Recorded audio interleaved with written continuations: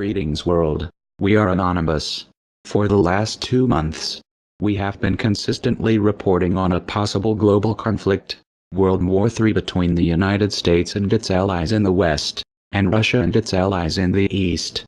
The dispute on the South China Sea has severely damaged the United States' relations with the People's Republic of China, after the Permanent Court of Arbitration in The Hague ruled that China's 9-line claim in the South China Sea and its land reclamation activities on islets are invalid and unlawful. The United States has been preparing to sail in the area under a so-called freedom of navigation principle. This has angered the Chinese. In August, the Chinese Defense Minister, Chang Won-kwon, told his country's citizens to prepare for what he described as the People's War at Sea. Mr. Won-kwon was referring directly to the United States' planned provocation under the pretext of freedom of navigation. China has since vowed to take all necessary measures available to protect its sovereignty over the South China Sea, revealing that it had the right to set up an air defense zone on the sea. China has also since been positioning and testing its nuclear weapons, and planning military drills on its waters with Russia. Even the United States has confirmed that China has tested an intercontinental ballistic missile, which is capable of striking everywhere in the world within half an hour. Moving away from the South China Sea, we arrive in Syria. It is an open secret that the civil war in Syria is a proxy war between the United States and Russia. Russia has even intervened physically on the request of the Syrian government.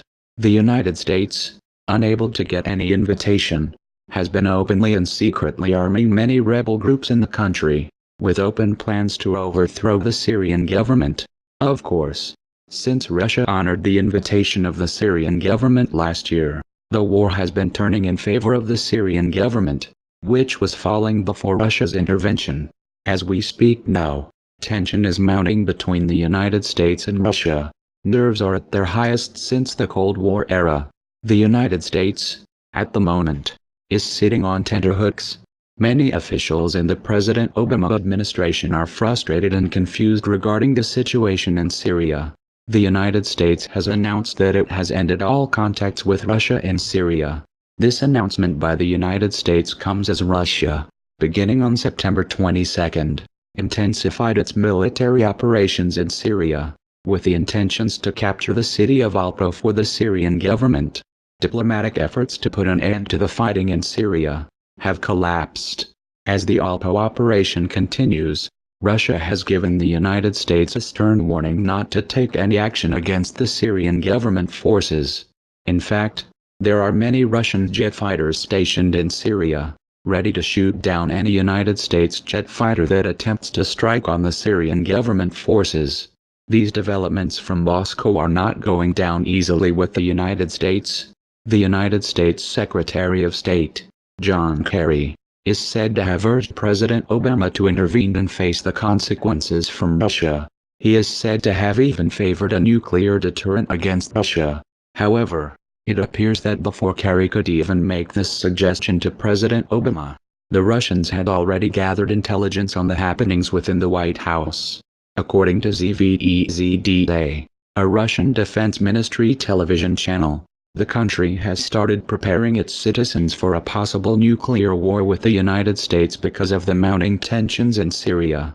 Russia has since moved to deploy nuclear-capable Iskander missiles in its westernmost region, Kaliningrad, which borders on NATO members of Poland and Lithuania. Due to how the situation has become, some top officials at the United States Defense Headquarters have finally spoken. These Pentagon officials have admitted that World War III is imminent, and that it's going to be deadly and fast. The military generals were speaking on a Future of the Army panel in Washington. A conventional conflict in the near future will be extremely lethal and fast, and we will not own the stopwatch, Major General William Hicks said. General Hicks also stated that China and Russia's armies are becoming increasingly technological, and that the Pentagon was getting ready for violence on the scale that the United States Army has not seen since Korea. His comments were also echoed by Lieutenant Gen. Joseph Anderson and Chief of Staff, Gen. Mark A. Milley, who described war between nation-states as almost guaranteed. The generals also said apart from the conventional battle, Cyber battle, too, has become a reality against the United States, revealing that even smaller nations are launching it against the country. We are anonymous. We are legion. We do not forgive. We do not forget. Expect us. And one last point, which is this, that it's now Hillary Clinton who wants to start an air war with Russia over Syria by calling for a no-fly zone. We have 2,000 nuclear missiles on hair-trigger alert, and Mikhail Gorbachev, the former premier of the Soviet Union, is saying we are closer to a nuclear war than we have ever been. Under Hillary Clinton, we could slide into nuclear war very quickly from her declared policy in Syria. So I sure won't sleep well at night if Hillary Clinton is elected. NATO and EU ships have flocked to the British coast where a Russian fleet is passing on its way to the Mediterranean. It's in international waters, but it's got the alliance on alert. Laura Smith's got the story. This flotilla of 8 ships headed by the Admiral Kuznetsov has headed down the eastern coast of the UK and, of course, into the English Channel, into the Dover Straits.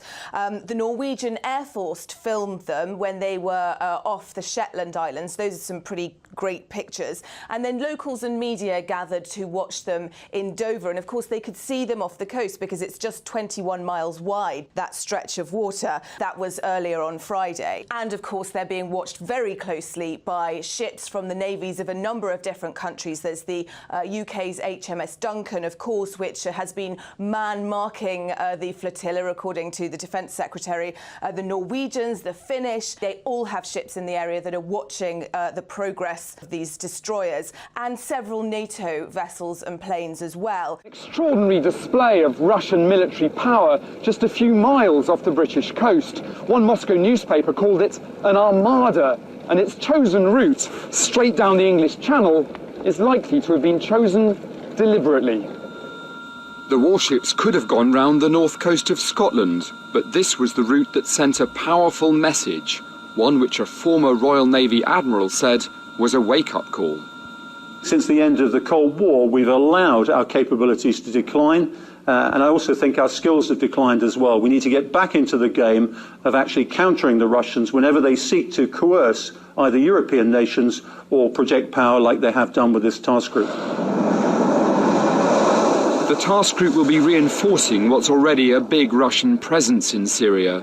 Today, the EU, blocked by Italy, stopped short of threatening sanctions against Russia for what it called atrocities like the bombing of civilians in Aleppo, while Moscow's ambassador to Brussels denied that this was all a massive demonstration of hard power. What about the option of controlling the airspace so that barrel bombs cannot be dropped? All the options. What do you think of that option, sir? Right now, Senator, for us to control all of the airspace in Syria would require us to go to war against Syria and Russia. That's a pretty fundamental decision that certainly I'm not going to make. И люди не чувствуют опасности. Вот меня что беспокоит. Ну как мы не можем понять? Мы тащим мир вообще в совершенно новое измерение. Вот в чем проблема. Делают вид, что как будто ничего не происходит. Но я не знаю даже, как достучаться. We're flying over Estonia now, but just over to the east, to the right, is Russia.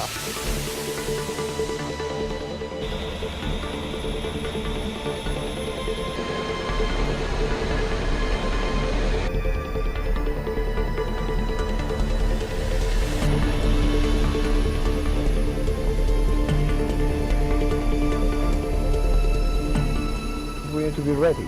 We should not be afraid. Ready for? Ready for opportunistic behavior of Putin's Russia.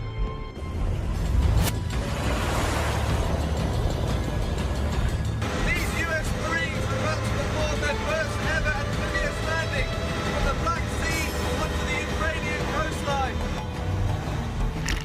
15 amphibious assault vehicles packed with both US and Ukrainian Marines secured a beach south of the port city of Odessa before heading inland as part of the annual multinational naval exercise Sea Breeze.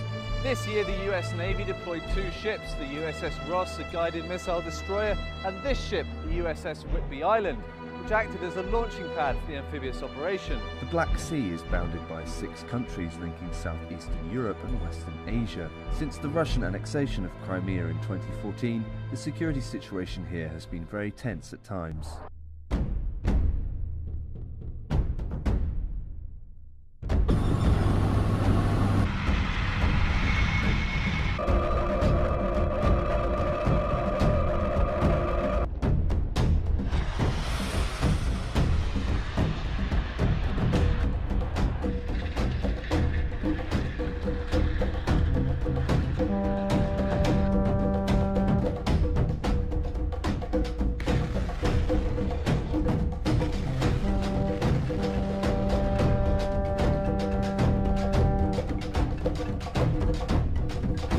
Ukrainian President Petro Poroshenko has instructed all military units near Crimea and in the eastern Donbass region to be at their highest level of combat readiness.